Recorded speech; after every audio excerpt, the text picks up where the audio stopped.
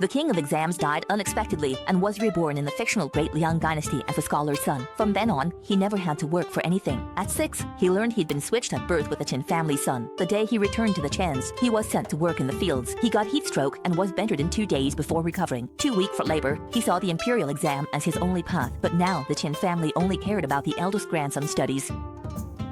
In my previous life, I was a manga artist overworked and never thought transmigrating I'd still be treated like a workhorse.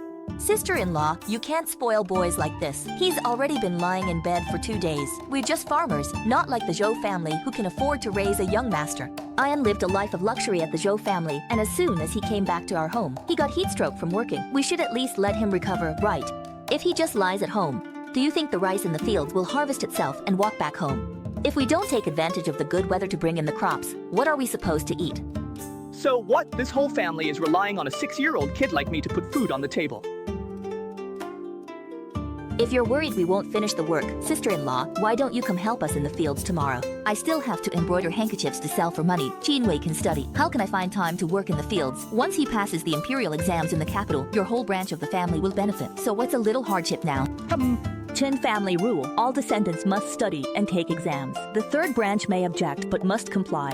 I want to study and take the imperial exams too.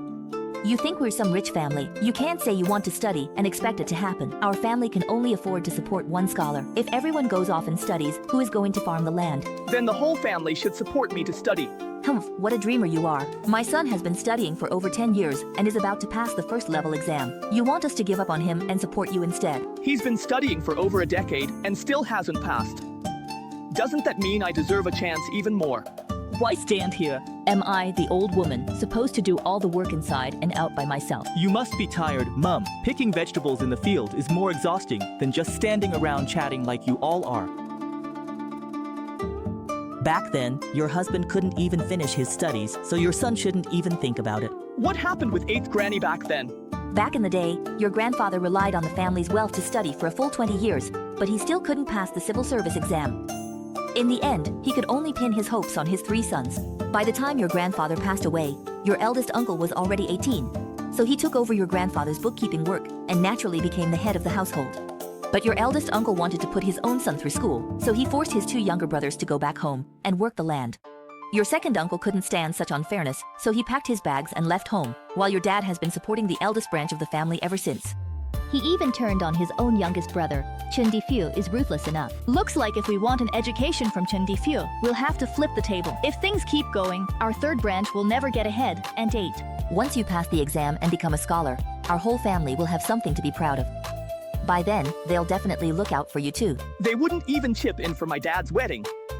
And 8, do you really believe they'll treat us any better in the future? Just because my dad was born 10 years later, does that mean our family has to be at the big house's beck and call for 2 or 3 generations? Sigh. Lucier was conflicted and said nothing. Old Master Chen also knew that getting to study wasn't something that could be changed overnight, so he brought it up again at dinner. What are you doing? Getting some meat. Can't you see for yourself?